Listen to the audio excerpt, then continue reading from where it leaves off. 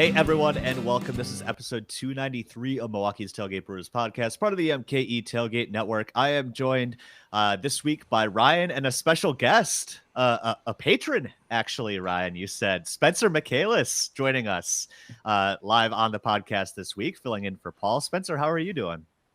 I'm doing well. Brewers just coming off a sweep, so things can't be going too much better. Yeah, absolutely. Yeah. I didn't know what to expect with the 6 games against the Reds, but it turned out pretty well for the Brewers, and we'll talk plenty about that. So, Spencer, thank you for stepping in for Paul this week. Ryan, how's your weekend been? Pretty good. We were out on the water yesterday. We rented a boat, took my parents out, and then we had a nice dinner with them at a restaurant kind of in our area here. So we did that.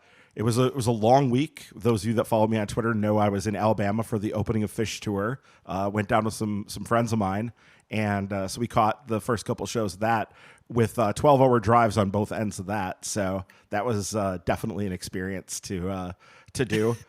No longer have any desire to ever see Effingham, Illinois ever again. That place is cursed. Truly cursed. Okay. So you may know it from the giant cross on the side of the road. And I mean giant, like airplane hazard type size cross on the side of the road. But yeah, we got lost there once and almost got lost there a second time.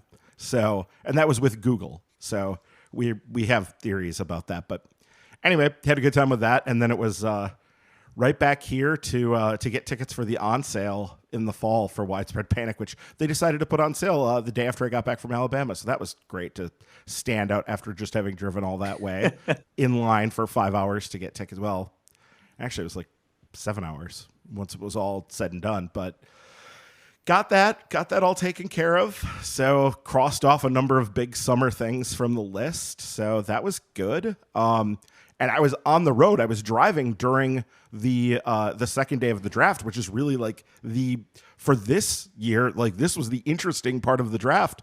And I had to catch up on it that night when we got in. I'm like, oh, why is everybody talking about like these guys this way? And then I started kind of catching up, reading. And then really once I started listening to the podcasts was like, oh, they really did something interesting here. And we'll have to see what shakes out of that. But that was really, really something to see that.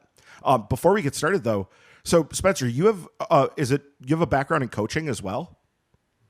Yeah, I am the pitching coach for Wisconsin Lutheran College, which is also where I played when I was in college. So obviously, I went to school there as well. Nice. Okay. Nice. Okay. So we'll have some pitching coach insight too on some of these guys. I'm looking forward to it. Yeah, we'll talk a little bit of draft here coming up, as well as the series after the All-Star break. Ryan, I'm glad you made it back from your dirty hippie trip of the summer in one piece. The first dirty hippie trip of the summer. There's still one coming. Boy. Headed to New York later in the summer to see the brother. So okay. Summer's only half over, so we got plenty of time to talk about that. All right. Before we get started, a reminder, you can become a patron at patreon.com/MKE Tailgate. $2 a month guarantees you get your questions answered both on this podcast and on the Packers Reporting as Eligible podcast. $5 a month gets you question priority here, plus the additional exclusive content, including the minor league extra with Ryan and James Anderson from RotoWire. Ryan, I'm sure you two will have a lot to talk about after the draft too. The draft preview episode was super interesting, and James had convinced me that they should take certain guys, and when it didn't happen, I got bummed. But I'm sure you guys will have plenty of thoughts after the draft too. Mm-hmm. Yep, we will be convening. I think it's going to be a little bit later than I had originally hoped. It'll probably be more like the last week of July before James's schedule clears up. He's quite busy this time of year, so kind of have to work around that. Yeah, it is the season for him to be very, very busy. So yeah. They did already just do a pod. He had a few other dynasty experts on with him, and they did their first year player draft of the year for people that are into dynasty, and they have that on the podcast this Wednesday. So that is definitely worth listening to. I started it and then didn't finish it yet, so I got to loop back around and see how many Brewers guys get discussed there. So, all right, yeah, be on the lookout for that as well. All right. As we mentioned, the Brewers came in hot out of the All-Star break. They swept the formerly first place Reds in Cincinnati. Opened, of course, that series with their second straight, going back before the break, 1-0 shutout of the Reds on Friday. Apparently a first time in franchise history for that one. Mm-hmm. They ran the scoreless streak to 3 with a 3-0 win on Saturday night.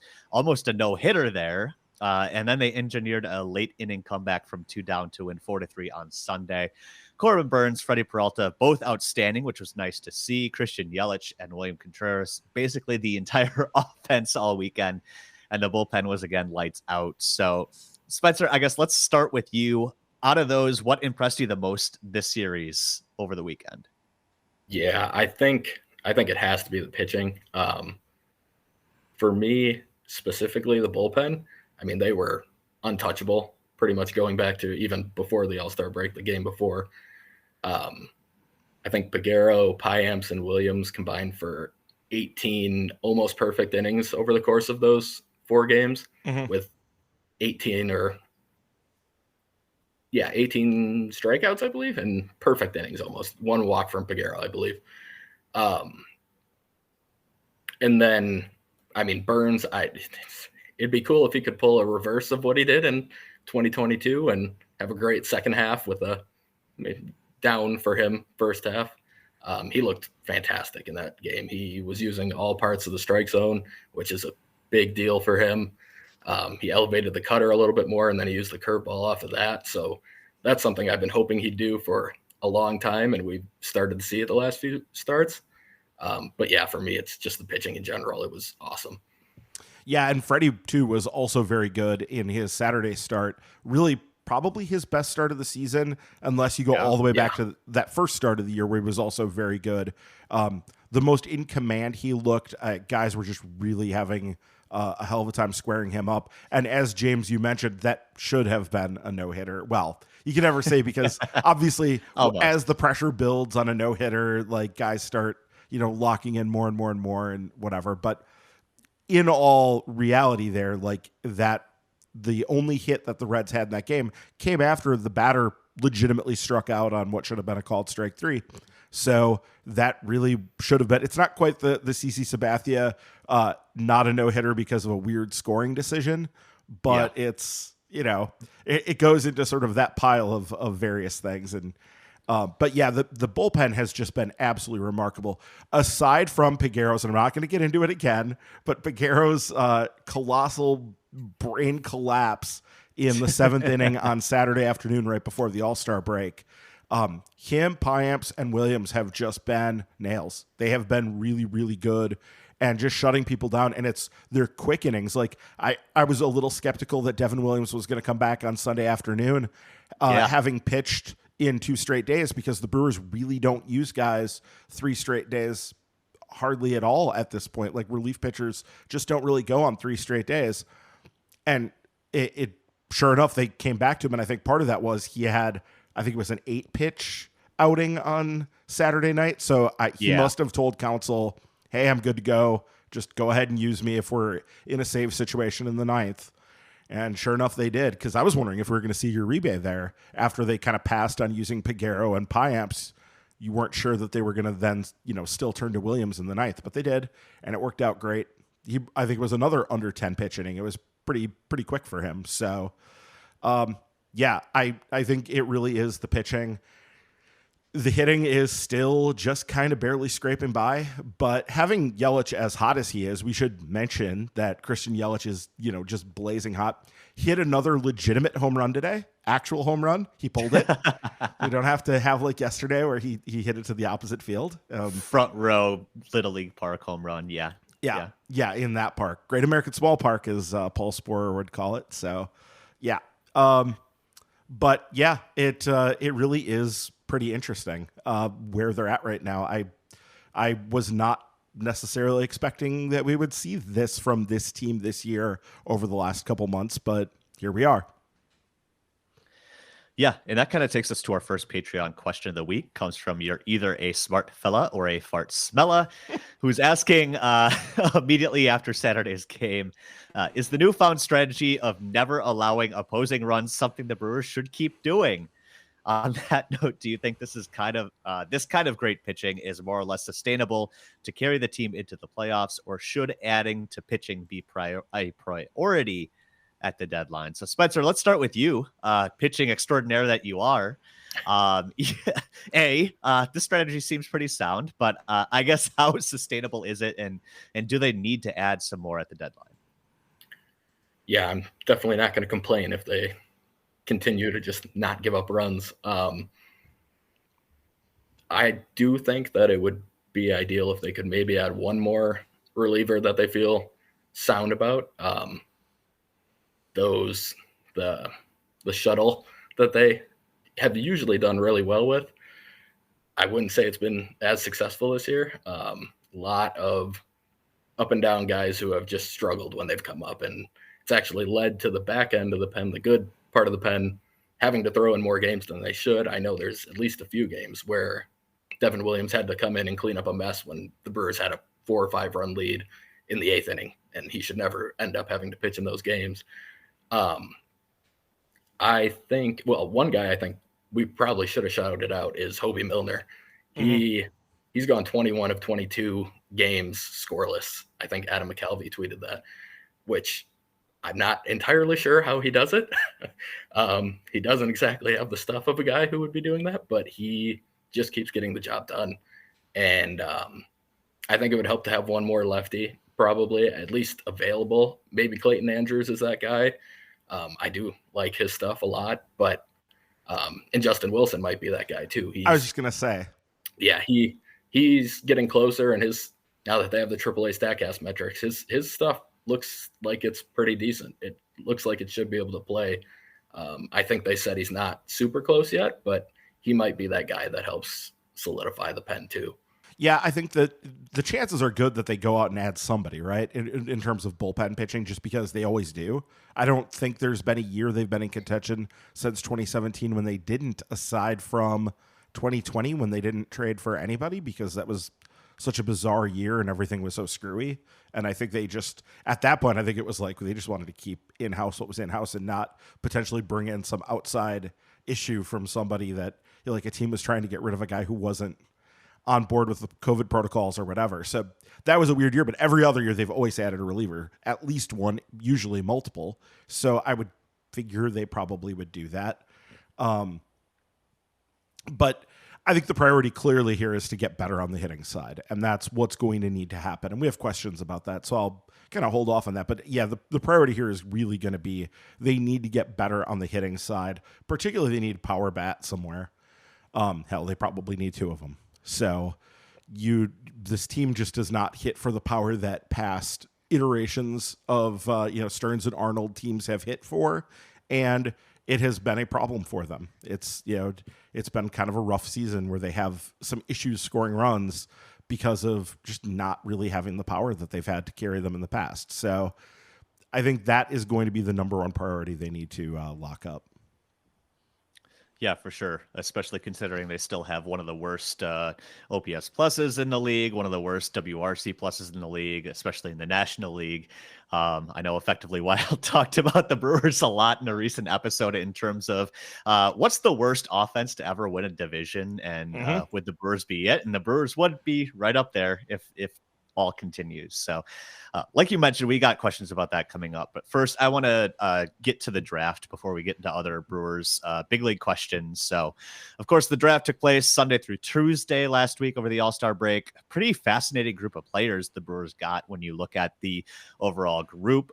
Especially considering the first round, a very un-Brewersy first rounder, at least recently, when they've been focusing more on contact guys that hopefully they can develop some power. But they went out and they got Wake Forest third baseman Brock Wilken, hit an ACC record 71 home runs in college. Definitely a power over hit guy.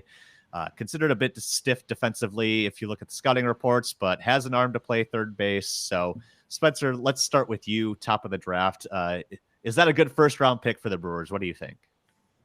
So, in the moment, I would say I probably wasn't a huge fan of the pick. I think my first tweet after it was just, I am not enthused. I wasn't a huge fan right away. That's actually less of a knock on Wilkin himself, and more, I'm not sure about the fit with the Brewers organization and the way they develop players. If I were doing a big board full of guys all around for every organization, I would probably have Wilkin a lot higher than I would on a Brewers specific big board. They have been doing well with that hit over power profile, and with guys like Tyler Black, you start to see power come around. I think they're actually doing a pretty good job of developing that power. They've struggled with that power over hit in the past, and I wasn't shocked that they went for a hit over glove type player, including a corner. I kind of thought they might go that direction.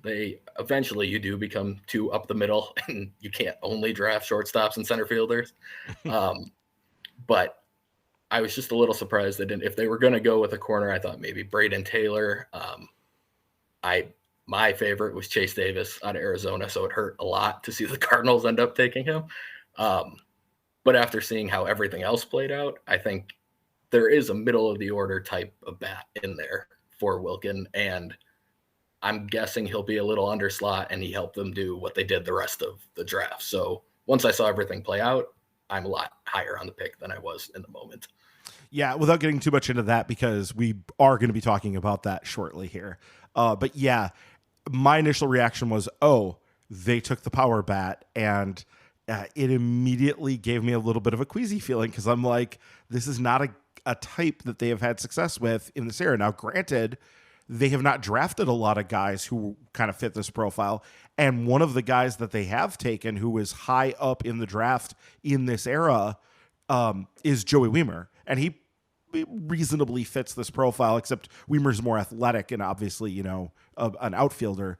But Wiemer fits the profile a little bit more of a power first guy who has kind of questionable hit tool, but decent plate discipline, right? Like, I would say actually good plate discipline in both cases. And that's kind of what it looks like they're getting.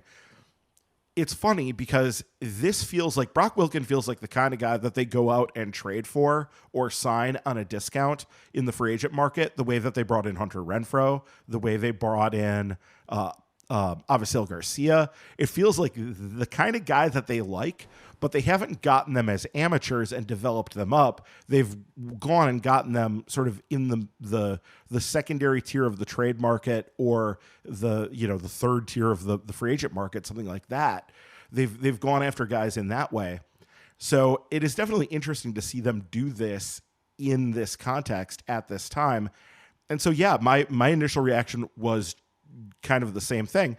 It's intriguing because it's different, right? So it's interesting from the perspective of like, I'm also here not just for the success, but also to be interested and entertained sort of by it. And so it was fascinating right away that they did it, but it made me a little skeptical of what was going to go on. But obviously with what we've found out since, it recontextualizes it and makes you feel a lot better about it. So yeah, we'll just keep going on here. Yeah, I think, there's something to be said of something James Anderson has said, diversifying the minors a little bit. You need a little bit of everything. So after that pick, the Brewers kind of, made a couple more Brewers-y picks, which, Ryan, I think you were kind of referencing at 33 and 54. They took a pitch characteristics guy, albeit a high school pitcher, in Josh Noth at 33. So Brewers don't usually mess around with high school pitchers that much. And then they took a hit over power third baseman in college third baseman Mike Bove to wrap up the first day. So, Ryan, I guess those picks, how do you feel about those and the greater picture involving those guys? Yeah. So, yeah, Noth is an interesting one because, like I said, they took a high school kid, and they generally have not taken high school pitchers high. This is, I think, the first high school pitcher they've taken in the first two rounds since Caden Lemons. Correct, Spencer? Does that sound right to you? That sounds right, yeah. Yeah, and that would have been like 2016, like 2017 in that era, so quite a while ago now. They haven't drafted high school pitching very high because there's, a lot of risk inherent. But they have gone after guys who have big spin rate breakers, and that's what Noth has here with it. That were they calling it a curveball? Yeah, they're calling it both. Yeah, he throws both.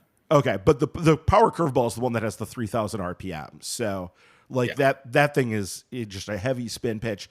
So that very much fits with like what the Brewers like to do. And then they kind of, ran back to mama with Mike Bove. Mike Bove in the second round, where they took a guy who was definitely a hit tool over power guy out of Nebraska. Omaha is where he went to school. So a college hitter, kind of back into that safe zone. And I heard immediately people comping, I think it was Jim Callis mentioned, it's hard for me to remember exactly who said what at this point, but I think Jim Callis talked about him as like a Tyler Black type player. And so he liked him quite a bit. Somebody comped him to Tyler Black. So that was interesting to see, because that definitely fits more within the Brewers type as far as what they've done recently for those picks. Yeah, Spencer, how do you feel about those two? Yeah, for Noth, I had kind of written his name down as a possible second round pick for them at one point, just because of the pitch characteristics. He has good ride on his fastball. They love that, especially paired with a curveball. But the last I had seen, or when I had done my research on him, he was only sitting 90, 92. He had topped at 95. And then after he's picked, I saw that he, in this spring and summer, he's been 94, 95, topping at 98. So as a 17-year-old, that's pretty huge velocity at that point, especially with the spin rate and the pitch characteristics, and it not being his best pitch with the curveball. I think Baseball America actually put his slider as a higher graded pitch than his curveball, which means they're both pretty good pitches. Yeah, sure enough, they did. They gave his slider a 65 and his curveball a 60. Yeah, and I think he does mix in a changeup. I mean, high school kids rarely throw good changeups. It's something that they usually tend to develop a little later because they don't need it, especially guys who throw with his velocity and that type of breaking ball. They just don't need a changeup. Right. But yeah, he has just a really nice delivery. I think it's athletic, and I think he's probably going to be able to stay pretty healthy, even though he's throwing all this for a pitcher. I mean, in terms of pitching health, I think he's probably pretty safe. He doesn't have anything too crazy going on with the delivery. And then Bovee was actually one of my favorite picks. I really liked him for the Brewers. He did fit Tyler Black's description, not as athletic, but at the plate, very, very similar. I think the swing is even pretty similar, and I think the Brewers probably feel like they can dive into that the same way they did with Black to help him get to some of that power, because Bovee hit the ball over 110 miles per hour a few times. I don't know if he was always on StatCast, given he was a smaller school, but he has some raw pop in there. I think it's more about elevating it a little bit more, and if they can help him get to that like they have with Black, there's a really good bat in there for him. Yeah, awesome. That one's exciting because I had heard some mixed reviews. Some of the things I saw on late before I went to bed on Sunday night, where people were like, well, he's just not athletic, and so he's boring and stiff. And to see people really liking the bat and thinking that it is a good high contact bat and something that you could potentially add power to as you develop the guy up, that was super exciting to see, and kind of reframed it for me as I heard that. All right, moving on to kind of wrap things up here. We talked about it being an interesting collection of players, and I think, Ryan, you would say the real action or interesting part of this draft came on Monday when they grabbed a pair of high school power shortstop, in the technical term, bats. We'll see if they stay there in the third and the sixth round, and Eric Batoni and Cooper Pratt. So to actually talk about them, let's go over to Patreon. Adam Post has a question here asking, how likely are the Brewers to sign all of their draft picks from the first 10 rounds, especially focusing on Pratt and Batoni, who may be a little bit tougher to sign, Ryan? Yeah, so the thing I heard first was that Eric Batoni, the third round pick, was floating a number in the 2.5 million range. And that's really high. That is, if it turns out to be that, if that's actually what was seeking and won't sign for lower than that, that's going to be real hard for the Brewers to scrape that money up and make that work, right? And then Jim Callis was talking about how he was on the broadcast for that, and about 5-10 minutes before the Brewers popped Cooper Pratt in the 6th round, he mentioned on air, like, oh, well, we're probably past the point where guys like, and he mentioned a few other players, and Pratt was one of the ones he mentioned, we're probably past the point where a team could actually take them and sign them. And then sure enough, Pratt goes. So he said the first thing he did was he started texting around and asking, and right away he hears back from both the players' side and the team side that they think it's going to get done. And so in general here, you have to assume that teams don't take guys in the first 10 rounds unless they're pretty sure they can sign them. It's just not really a wise strategy, because if you don't sign a guy in the first 10 rounds, you lose that slot money. It goes away. It's not like you get to reallocate it elsewhere or whatever. You just lose that slot money. So you have to reduce your overall draft budget by that much. And I don't remember exactly. I don't think in the 6th round, if you don't sign a guy, you get a comp pick the next year for it. And I think in the 3rd round also, I think it's like in the first few rounds, I know if you fail to sign a guy, you get a compensation pick the next year for it. But at a certain point, that goes away. So basically, they have to feel pretty good that they're going to be able to sign these guys. It's just that in the moment when they took them, it really sounds like people did not think that they thought they had gone past the point where those guys were really signable. And so it was kind of a surprise to the people who really follow and know this stuff that it does. But the Brewers definitely did. Starting in the 7th round, they went with senior signs who are, you're talking about the 7th through the 10th round, guys who are going to sign slot worth about $1 million between those 4 picks. And they probably signed those 4 guys for less than $50,000 just because they took seniors with low upside, guys who are not considered big-time prospects, probably the kind of guys that you sign to be, stalwarts in your minor league clubhouse, the kind of people that you need to have around to be good players, like to help develop up other guys, and maybe be coaches down the road, but not guys that are necessarily going to be actual prospects, unless something really changes with one of them and you get lucky. But so they're going to be able to take that money and reallocate it up. The question is just how much are they going to be able to do that? And as Spencer already mentioned, they're almost certainly going to get a pretty big discount on Wilkin, and that's where a lot of this money is going to come from, right, Spencer? Yeah, I think Bovee might be an underslot guy too. He would be another one that they could save some money on. And the 4th round pick, Woodward, coming off Tommy John surgery from Florida Gulf Coast. He is a junior, but given he's probably missing all of his senior year with Tommy John, I can't imagine he's going to be getting much. So there's a lot of savings that they probably put into it. And for me, that's why I think they probably do sign all 10 or 11 picks, I guess, all the first 10 rounds. Batante was a Brewers area code guy. He played for their area code team, and they always pick someone from their area code team. Mm-hmm. But my guess is they have a pretty good relationship with him, and they have figured this out. And most of the time, they probably already come up with a number before they even make the pick. But in that case, I would be pretty surprised if they hadn't. Pratt is the one that's probably a little more up in the air. The one thing to keep in mind is I think the draft slot value in the 6th round is $310,000 or something. I'd imagine they've at least saved up over $1 million trying to go after him. So if they don't get him, they'll lose the $300,000, but they'd probably have a lot of money left over. And that might be why they went so heavy on high schoolers in the 11th through 20th.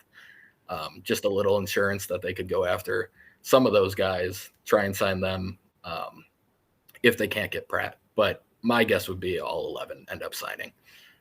Yeah, and just to put a finer point on that, they did take a guy in the 11th round, Bishop Leston, who is a high school pitcher, and he is ranked in the top 200 for MLB Pipeline. I looked around. I didn't see him ranked in the top 200 or wherever other people are doing rankings, but he's a guy that's on the radar, at least from that perspective.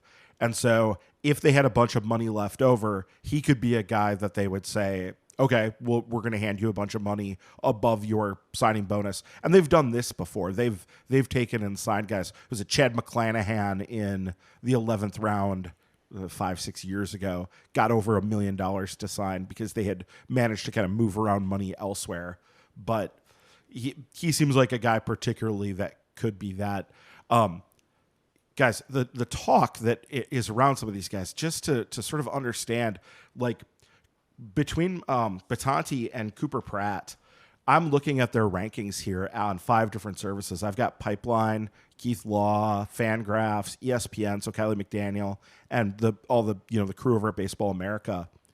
And like, you're looking at rankings here for Pratt between 25. Eric Longenhagen had him in the top 25. So a first round talent that the Brewers got with the 182nd pick in the draft. And the lowest he was on anybody's list was Kylie McDaniel at 76. I mean, just like, so he's in between 25 and 76 for all those guys. And Batanti, again, also, like, it's a little bit weird because Fangraphs does some weird stuff with their rankings, but on the ones that do the straight ranks here, Batanti is listed anywhere between 59 and 82, and he was also on Longenhagen's board as well as the 7th best high school hitter. So it was just, an extremely, extremely high upside play here to go after these guys at a point when they were perceived not to be signable, and the Brewers seem to have a beat on signing them. And I will always remember, like, Jim Callis talking about this on the Pipeline podcast, just talking about how, like, he's just like, yeah, in 2 years, Cooper Pratt is going to be in the futures game and is going to be one of the top prospects in the game.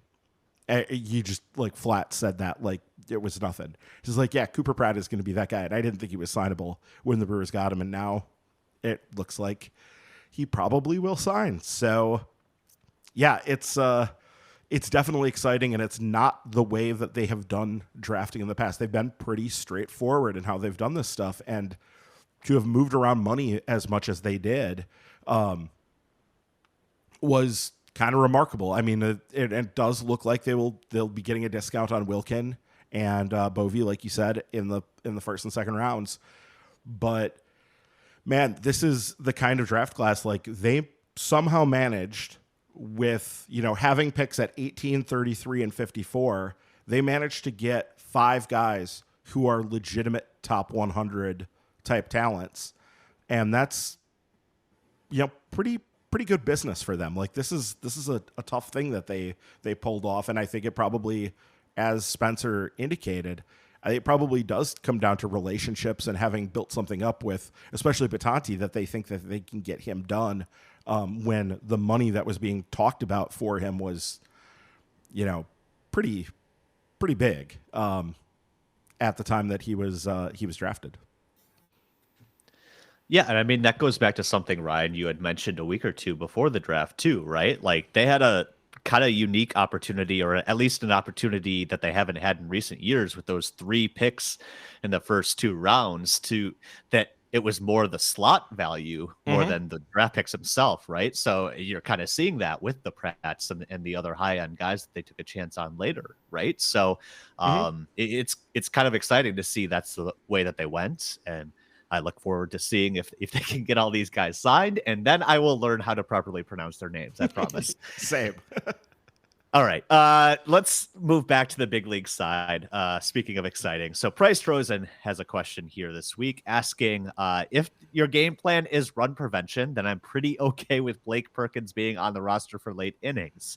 His catch in the 8th might have fallen in on Tapia. I didn't realize how good he was, though, until Jonathan tweeted about it. So Jonathan Judge did tweet over the weekend about, I think it's Sports Info Solutions, had kind of their defensive run save leaders for right field, and Blake Perkins right there. So, like, number 1, Fernando Tatis Jr., number 2, Alex Verdugo, 3, Ramon Laureano, and then 4 was Blake Perkins, who they actually named their June Defensive Player of the Month, which, I guess I'm with Price, Ryan. I didn't realize how good he was. So are you okay with him being on the roster now? I know we've lamented his lack of bat, but if he's that special in the corners, he's an asset, right?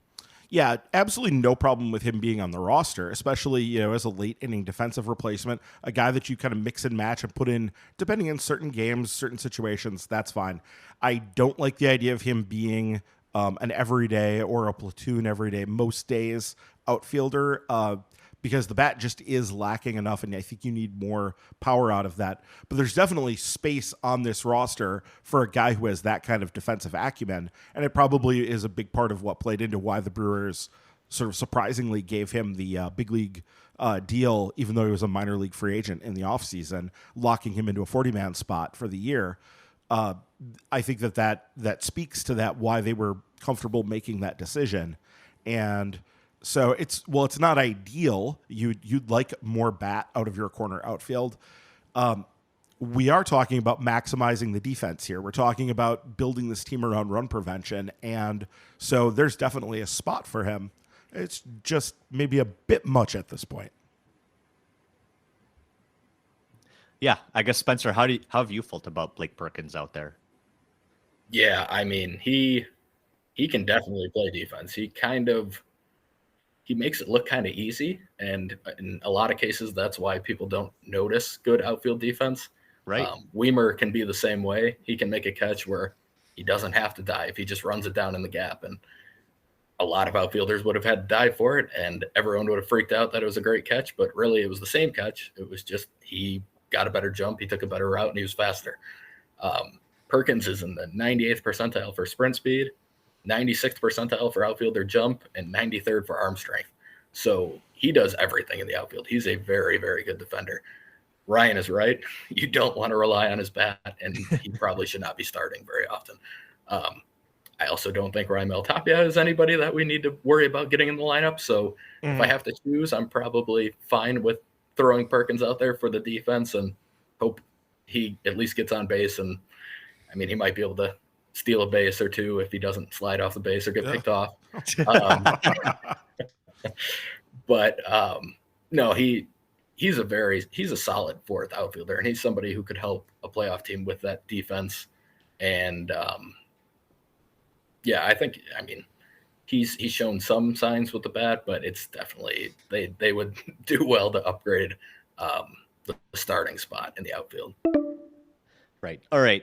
Next question this week comes from Mark Podscarby asking, am I the only one who was surprised the Brewers didn't line up Miley to go against Cincinnati coming out of the break? He just dominated them and has been our best starter all season. So, Spencer, let's start with you on this one. Thoughts on maybe starting Miley instead of Adrian Hauser on Sunday, or what do you think the Brewers are kind of thinking here? Yeah. Well, with hindsight, I feel pretty good about the way they went. But Miley, my guess is that they kind of wanted to line up Miley with a Phillies lineup that has Bryce Harper and Kyle Schwarber in the middle of it. That would probably be the main reason. I think they wanted a lefty to be able to go against that lineup where sure they have Real Muto and they have Trey Turner, and it's a very good lineup in general, but they have big lefties, and the Reds have some solid lefties. De La Cruz is obviously exciting, and Fraley, and they have some decent hitters, but it's not that same level. So that would be my main guess as to why they did it that way. Yeah, exactly. I was going to say that really of their best like six hitters, four of them are left-handed between Bryson Stott, Brandon Marsh, and then the guys you mentioned, obviously the big power guys, Schwarber and Harper. And I think that's what was going on here, is them lining it up for the Phillies, and also probably to kind of keep the rotation a little bit spread out so that you're not always running like back-to-back with some of your weaker starters in the back end. I think that they've done this a little bit when they began the season the last 2 years too, where they would go Burns and Woodruff to start, and then they would put either Lauer or somebody else in between, and then save Freddie for like the home opener in Game 4, and that allowed them to separate out sort of their best pitchers a little bit.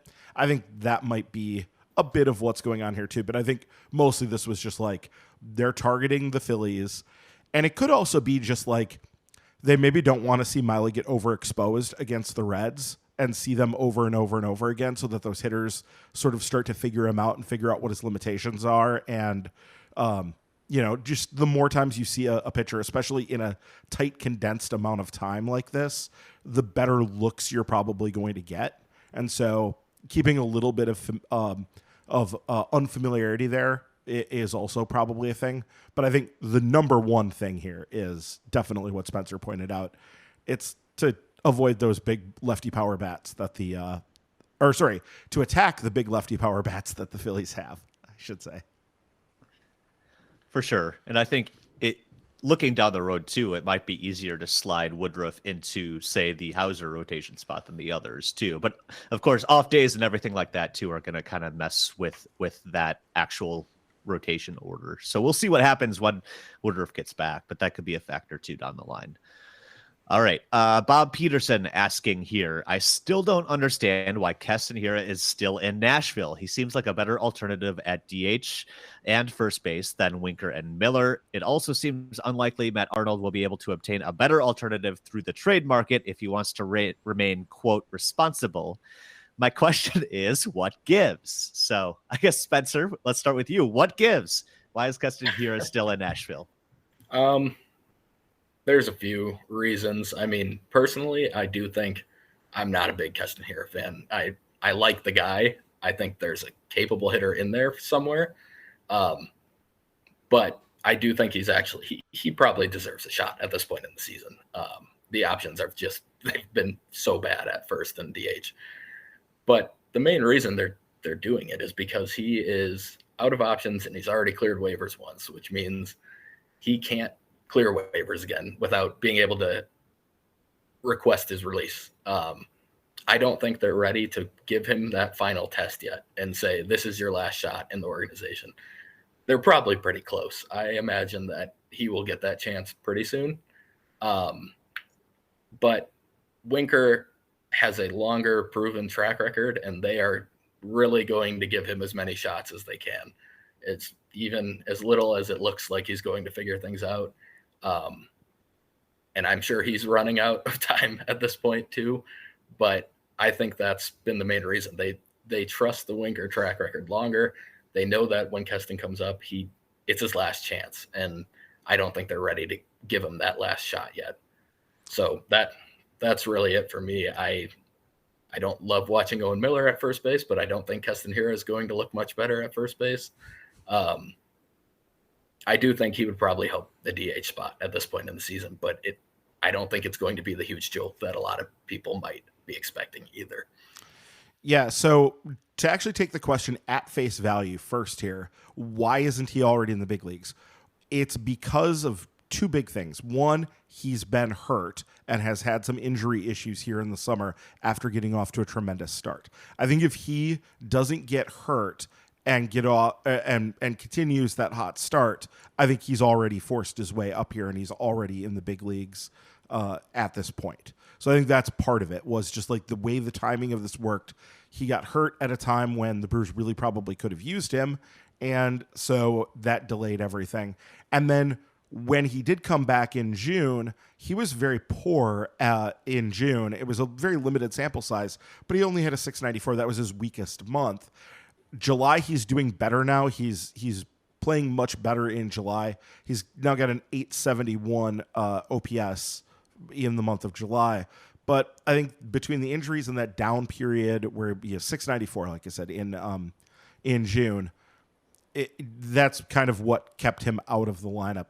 And I agree down the line with Spencer about this, that like we've seen the Keston Hiura thing, and I don't know that it's necessarily, you're probably not getting a huge boost here. I think, and I mentioned this either last week or the week before, I think part of this too is they're probably waiting until the deadline here to figure out, can they get somebody they like more than him? Right. Do they potentially trade him? Because this is the big thing. If you trade him and he's on your 40-man, then he's going to need to come into the when the next team gets him, when they trade for him, he will have to go to their big league team because they will not have the option of optioning him down. Whereas if they trade him while he's off the 40-man, I believe this is true, Spencer, you can correct me if I'm wrong about this, but if they trade him while he's off the 40-man like this, then the team doesn't necessarily have to put him on their 40-man right away and call him to the big leagues. They can wait a bit and keep him in AAA, which gives potential acquiring teams a little bit more flexibility to work with in that case. Is that your understanding of it too? Yeah, when he passed through waivers, I actually said at one point, I was like, I think his trade value is higher now than it was before he passed through, just because they can keep him in the minors when they acquire him. So yeah. So I think those things, but yeah, I think the time is getting short where I think one way or another, he's either going to not be on the team anymore. I think his time in Nashville, his days in Nashville are numbered here, because either he's going to be in the big leagues after the trade deadline or he's going to be with another organization. I think that is going to sort of be the Rubicon to cross. And when they get to the trade deadline, one way or another, he's not going to be in Nashville anymore. So we'll see exactly how that plays out. But I think at this point, it's mostly about keeping their options open. And I think, like, if you think that Owen Miller is bad at first base, like, Castanier is not gonna be much better. I mean, that's probably worse. So it's neither guy is really a first baseman. So the ideal world, they would actually get a first baseman. Now that this Rowdy thing makes me so mad, guys. Did you hear about what happened? No. He lacerated his finger shagging balls in the outfield because he put his arm up against the outfield wall and it got stuck in the wall somehow, and he ended up with 17 stitches. Jesus. Wow. Okay. There's your word injury of the season. Yeah. Darren Ruff. I thought Darren Ruff slicing an ACL or whatever the hell it was the oof. In Cincinnati, both cases. So they've got sharp edges all over that ballpark. What are they doing there? I'm so pissed off about it. Like, I'm legitimately just really annoyed at Cincinnati for a lot of reasons right now. They're just sneaking razor blades into weird crevices to injure opposing teams. I don't know. That's weird. It's so dumb. I cannot believe that yet another major multiple stitches laceration happens in that park 2 times in a month, and in both cases it's our big beefy first base types that are getting the cut. So it's so dumb and weird and frustrating. All right, next question comes from Andrew S. asking, asked a bit too late last week, but wanted to ask again. What do you think this season is looking like if Garrett Mitchell didn't get hurt? This is a really interesting what-if question, Ryan, because he got off to that really hot start, seemed to really be a spark plug of sorts for the offense. So I guess how different does this lineup look if he's in it every day?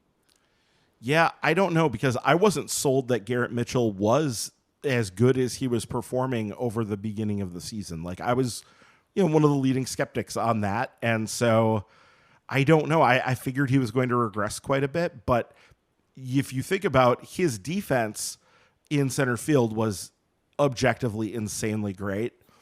And if you had Joey Wiemer then playing right field every day instead of playing center field, you'd have great defense. But they've had largely great defense regardless, because Blake Perkins has played a lot of right field and he's been really good defensively over there, obviously, but as we just talked about.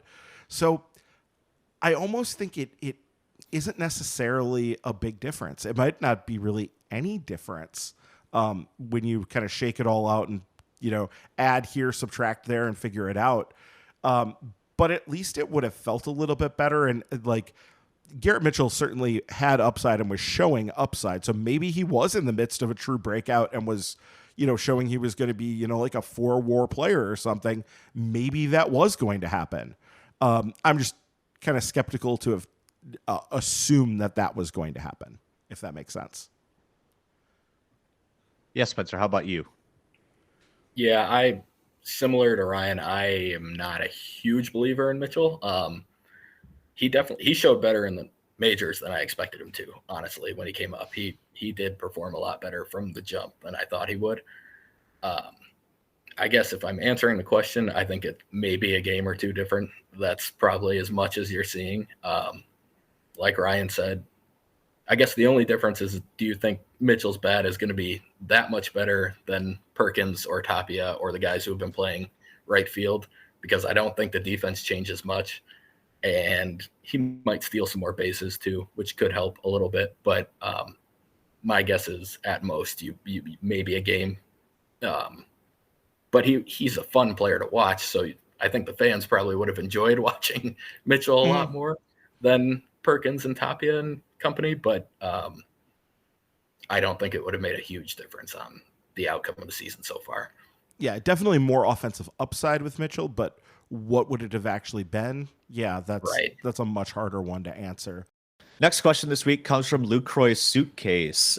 Kind of a question that we danced around a little bit last week, Ryan, when we talked about Jacob Mizorowski in the Futures game and that electric performance that really kind of caught a lot of attention in the prospect world. So the question this week from Luke Croy's Suitcase is, would the Brewers consider Mizorowski in a relief role this year?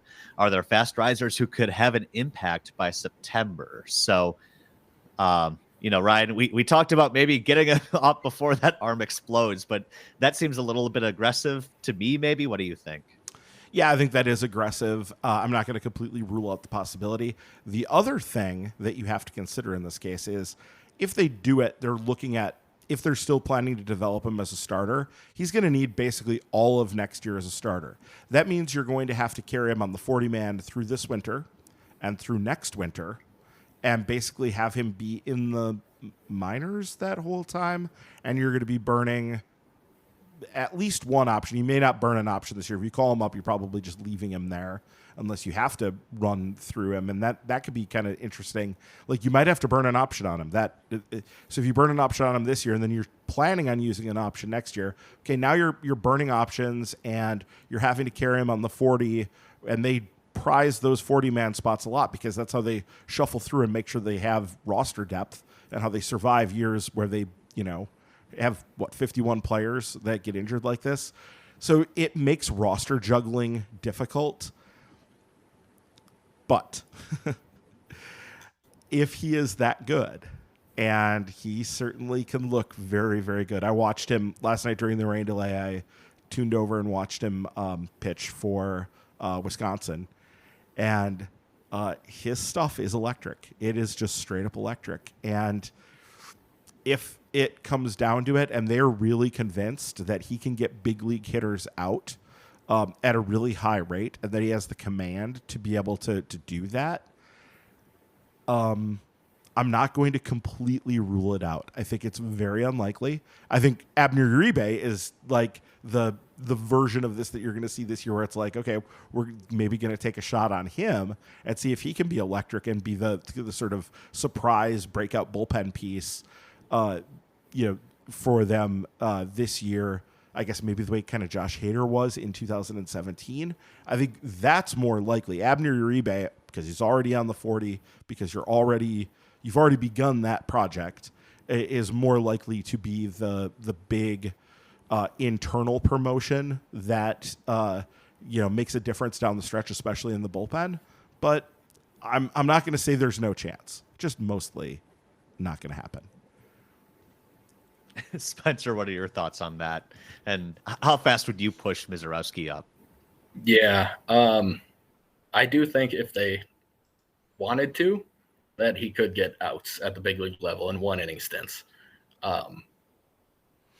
They've been very careful with him since they drafted him. He pitched, I think, one inning last year after the draft, maybe 2 appearances. He skipped spring training. He didn't skip spring training, but he didn't pitch in games in spring training. They had him do live BP. They had him really work his way up. He started with 1 inning stints in Carolina this year. They are treating him. They're very careful with what they're doing with him. I would be pretty shocked if they wanted to move him up and completely change his development path. I think they probably have one laid out for him for the next couple of years, and they most likely will follow it. I think they probably think they have the most talented pitcher in baseball in the minors right now, that type of ceiling. And I doubt that they would change the development path just to try and hopefully get some decent innings out of the pen this year. But I do think he could handle it if they went that way. His command tends to go away after a few innings. It's rarely been a problem in the first. And I mean, the stuff is big league level stuff. There's no doubt about that. He can touch triple digits. He can sit triple digits if it's short stints.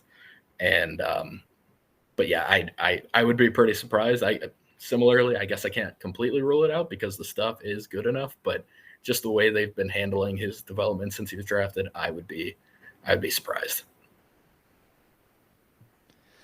Yeah, I think so too. Yeah, it seems like very much like he's the crown jewel right now, right? And he's the one that Ryan, you mentioned you watched him during the rain delay. He was like the featured prospect in MLB TV's like MLIB look in. It was like watch Jacob Mizorowski and the Wisconsin Timber Rattlers, which is kind of crazy to see now. So yeah, I do think they kind of handle him with kid gloves, or at least, maybe this time next year it's more of a discussion, but probably not this year. All right, Jay Google has our next question this week, asking if the Brewers only made one move at the deadline, what is it? And be specific, not just a bat, like what position. So Ryan, I don't know why this feels like an attack on you, but no hedging. What position would the Brewers get if they only got one position? Well, I thought we had to go specifically to one player. Not just a bat, like what position is what Jay said. So okay. I guess I read the question the wrong way here. I think it's first base / DH, like that type of guy, a guy who could play first base or has the bat to play DH. I think that's the position, especially with Rowdy's injury.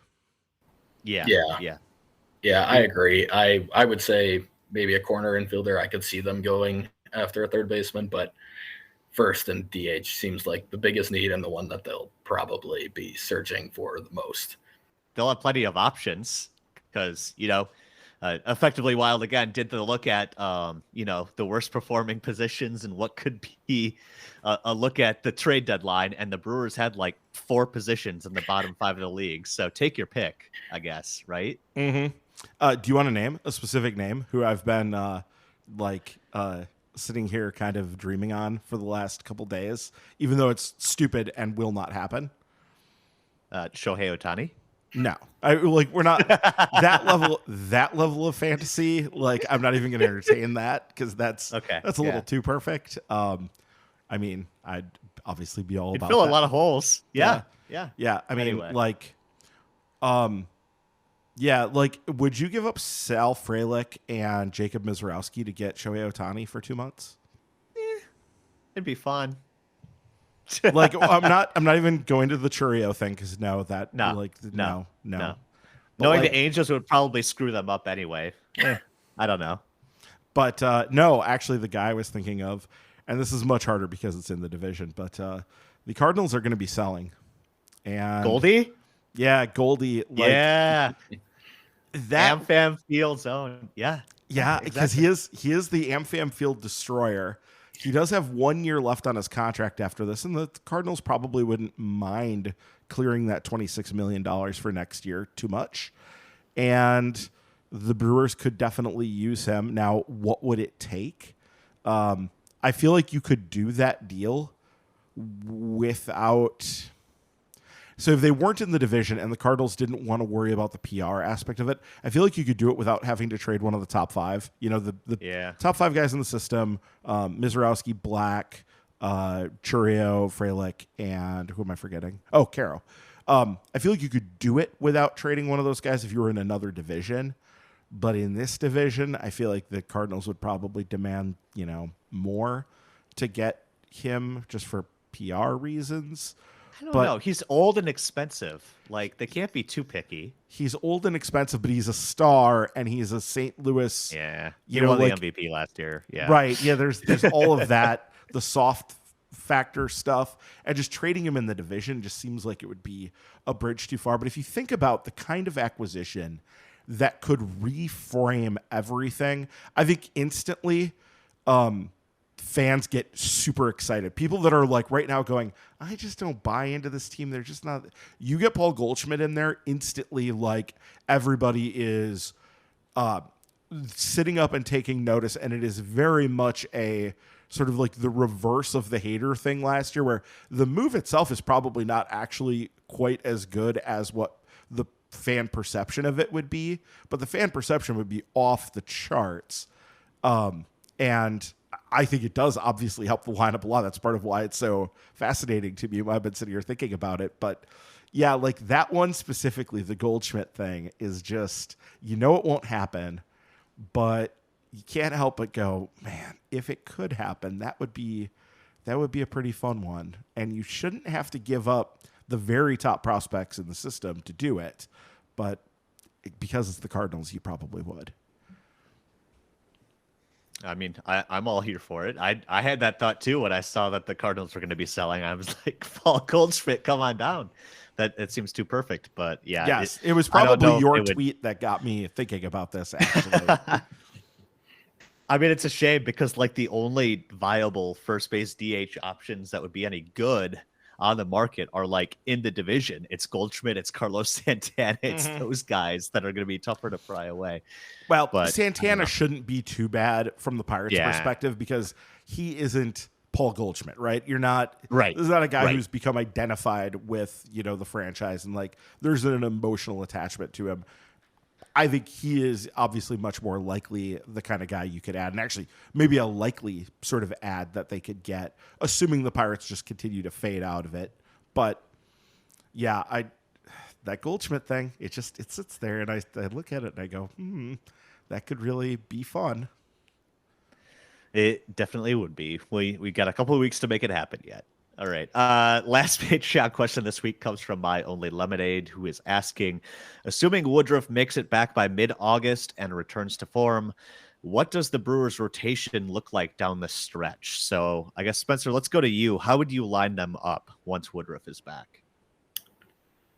That's a good question. I think, I mean, the top three would still be Burns, Peralta, and Woodruff for me. I probably wouldn't line them up that order necessarily throughout the regular season. I kind of, like Ryan mentioned earlier, having your worst pitchers back to back all the time isn't necessarily the best way to line up a rotation.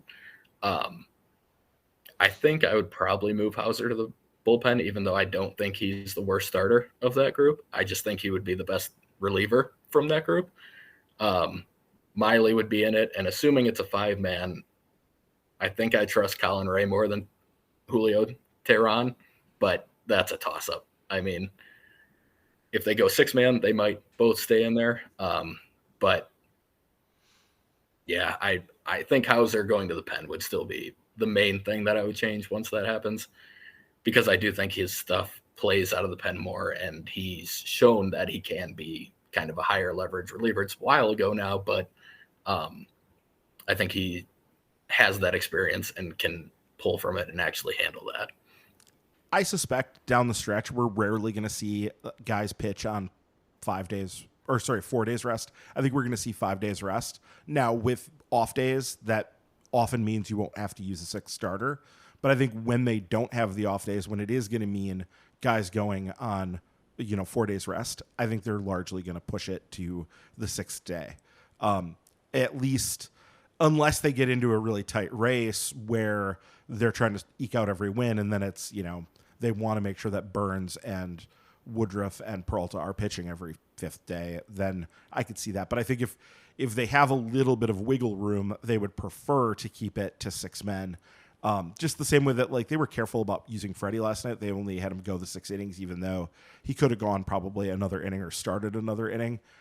I think they're cautious about wanting to try to keep people healthy and try to keep them in it for the long run. So, I think to me, when Woodruff comes back, if and when Woodruff comes back, because things can always happen, so I want to put that in there. But I think you basically toss whoever is the least successful of Taran and Ray over the next few starts. Like, how do they look coming out of the break here? What does it look like? And you toss the guy who's least successful of that group at that point and push him out to the so that gets a little complicated because Colin Ray can be optioned, Julio cannot. So that might be the thing Right. that actually makes that decision is you say, okay, well, Colin Ray, you're going down to AAA where you're going to pitch and stay ready in case we need you.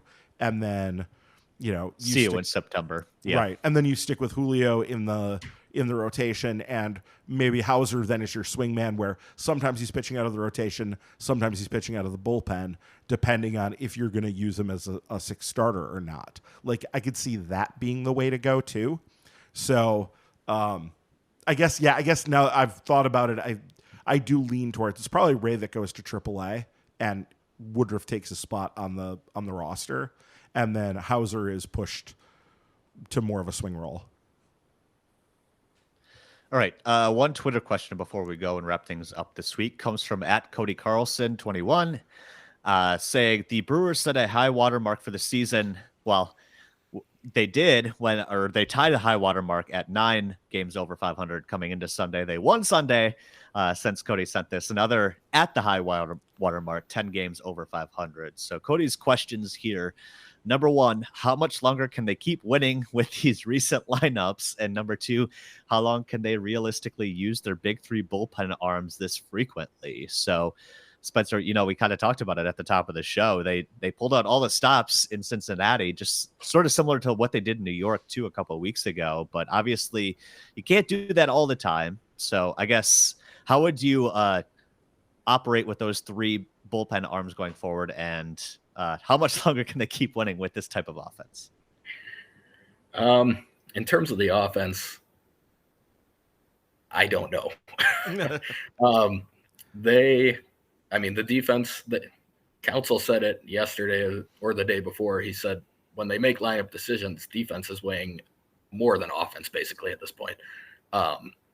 Because I think he knows he has very similar options on the offensive side. So he's just going with guys he knows are going to make plays. And the pitching and defense, which has always been their MO, is what they're winning games with right now. We've talked about it multiple times, but they're going to need to add a bat at some point. I don't think that this lineup, adding Rowdy back, adding Keston, adding any of those guys, I still don't think it's enough. But I don't think that I think some people are expecting some juggernaut offense to suddenly be formed. They don't need that either. They just need a solid average offense probably to get them to where they need to be, because the pitching and defense is that it has that high of a ceiling at least. Mm-hmm. In terms of the 3 pen arms, I think Devin, while he was used 3 times in a row here, is probably in decent shape. They didn't use him a ton throughout the early portions of the season. They tended to lose close games by 1 or 2 and then win by like 4 for like a few weeks for some reason, where he was not used hardly at all. I remember a stretch where Mike Brasso had more appearances than Devin Williams out of the pen. That's right. Mm-hmm. Oh man. Wild times. Yeah. But for Peguero and Payamps, they have actually changed their roles throughout the season, meaning they used to throw in lower leverage spots, so they were being used a decent amount in that type of situation, and now they're being used in every high leverage spot and being used a ton. I do have concerns about them being able to pitch as often as they have. It's been nice to see their velocity holding. They have not been losing it. In fact, Peguero and Payamps are probably throwing as hard or harder than they were earlier in the season. But I still have some concerns with those 2, and I do think that's where, going back to that question earlier about adding a pen arm, I do think it would be helpful to add one just to have someone else. Hobie's been awesome, and he might be that guy, but I would still like at least one more where if you're winning all these close games and the offense isn't good enough to win by 4 or 5, 6 runs, you probably need at least one more who can help you get big outs and that you trust. And that might be internal, and that might be a trade. It could be Abner Uribe. He definitely has the stuff for it. But I do think that Payamps and Peguero are probably going to start running on fumes at some point if they keep getting used this much. Yeah, I would 100% agree with that, and I think it's something that they have to be aware of. At this point, they are now, so today was their 52-42, which means that they have played 94 games out of 162, so 94, so 68 left. 68 left, yeah. So they have 68 left, so they are roughly what would that work out to? It would be about 3/5 of the way through the season. So if you take that and push that out to the guys that are in the bullpen here, Piamps is at 44 innings. So you would add 30 innings to that, and that would give him about 75. That's not terrible. That's not too bad. Piguero is at 37, so you got even more wiggle room there. Williams is at 35. Again, more wiggle room there. Wilson is he's at 43, and that's a little bit tricky. It's interesting. The last 2 times he's pitched, he's come in and gotten 1 out to get out of a 6th inning, and then that was it, and he was done. And I was thinking in both cases, he's going to come back for the next inning, and he'll go whatever, because he's a guy. Bryce Wilson has appeared in, after today, I guess he'll have appeared in 31 games, but he's pitched 43 and 2/3 innings, so he's getting multiple innings at a lot of a clip here. So that's I think basically what Spencer said here is correct. They're going to have to back off of these guys. And especially, we're all coming off of this, over the last 20 Brewers games, when they win, they've won close. So they've just been grinding this group in every win, every single time. Even that time in Pittsburgh when they had the 11-2 lead in the 8th inning. God, that game. Yeah. And then they had to end up using Devin because Clayton Andrews ended up giving back the 6 runs. Even in that case, they were forced to use their best relievers. They're going to have to win some games by more to be able to do this. And they're going to have to start rotating in other guys the way that, Hobie and Bryce Wilson were pitching high leverage innings for them throughout that last going into the break 17 straight days with games. They were pitching as high leverage guys routinely in that run. They were just as much high leverage as the other 3. So I think from the perspective of what they are going to need going forward, they're going to need to start relying on other guys a little bit more, and they're going to need to get some bigger leads to win with. That's also going to be important here, to start winning some games by 7 runs instead of everything being 3 runs or less. That's maybe the most important thing in this to saving those guys. As far as the recent lineups, they're going to need to add hitting. I'm ending here where I began, which was they're going to need to add hitting. They're going to need to get better externally. Exactly what that looks like, hard to say. It's going to depend on what the market bears, and we haven't seen much movement yet. We haven't really gotten much clarity on that ever since, I guess. So what do we know so far? Who has moved so far? I guess the guy from Escobar got traded from the Mets to the Angels, right? Yep. Yeah. And Moustakas. And Moustakas got to the Angels. Yeah. Yep. So both minor moves. Yeah, but the examples of the kind of move, those are not positions of need for the Brewers. So that's not the kind of move that they would have been looking to make. But examples of the kind of quality of player that they probably are going to be looking to add because they need to, flesh out the roster some. We talked about CJ Cron, guys like that. They're going to have to add to the offense to continue to win. That I think is, pretty much a certainty. But this team is going to be carried in large part by its run prevention, not by its hitting, no matter what. So it is like Spencer said, this is about getting to being average as opposed to getting to being a juggernaut offense, because that ship has sailed. That's not happening. So I think too, it'll be important to remember when you look at what the Brewers might be looking at over the next couple of weeks here as we get closer to the deadline. They're not going to, or probably shouldn't, sacrifice a lot of defense in order to get offense. So the guys they're going to be looking at aren't going to be butchers defensively either. I think you need to kind of look at that. They need to at least be average defenders as well, because we saw the last couple of weeks what happens, as Paul said the other episode, when they mess around with run prevention, they lose in stupid ways. So they know how their bread is buttered, and they're not going to sacrifice that either. So just keep that in mind as you whip up those fantasy trades in the next couple of weeks. All right, that'll do it for questions this week. Thank you everybody who sent one in. A reminder that when you become a patron, $2 a month, you get question priority here Just go to patreon.com/MKE Tailgate. And hey, you also get a shout out here and apparently get to co-host a podcast every once in a while if you're Spencer. So that's good. Thanks again, Spencer, for being here. But Ryan, who do we have new joining us this week? Yeah. Thank you to Mike Pogue and Tailwind Tommy. So we Thank appreciate you guys. it. Yeah. Yep. And it looks like they joined so that they could hear the minor league extra from last month. So that is out there. And remember, we will shortly, it's creeping up on us. It's almost right here. We're heading back into the NFL season, which means the reporting is eligible. And getting in your questions last year, basically you had to be a patron to get questions in because they weren't taking anything off of Twitter really at that point anymore. They had too many of them. And then also to get those Paul previews that are very Kreskin-like at a almost disturbing level some weeks where you're like, oh yeah, that was he's Nostradamus over there. It's almost disturbing how accurate he was. Yeah, he'll give you wrote pathways to victory and if they're going to lose, how they're likely going to lose, and that was always accurate. So always good to listen in there. So $5 a month gets you those mini pods as well. And I guess we're a couple of weeks away from training camp. It's under July, which is hard to believe there too. So getting back into the busy season for sports. So definitely worth checking us out. Just go to patreon.com/MKE Tailgate to sign up. Even if you're not a patron, you can support us another way. You can go to Apple Podcasts, Spotify, wherever else you're listening to us.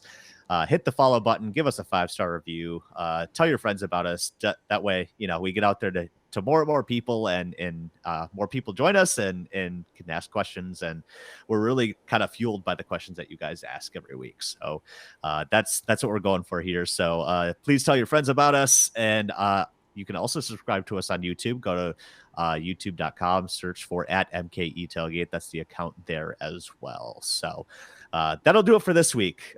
Definitely some good vibes around the Brewers after those 6 games against the Reds.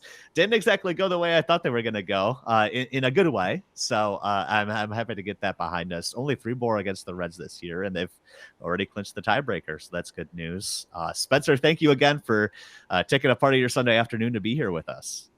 Yeah, thanks for having me. It was fun. Yeah, absolutely. So that'll do it this week. We will be back here next week. Oof, I'm starting to lose it. Good time to wrap up. We'll be back here next week on Milwaukee's Tailgate. Have a good one, everybody, and we'll see you later.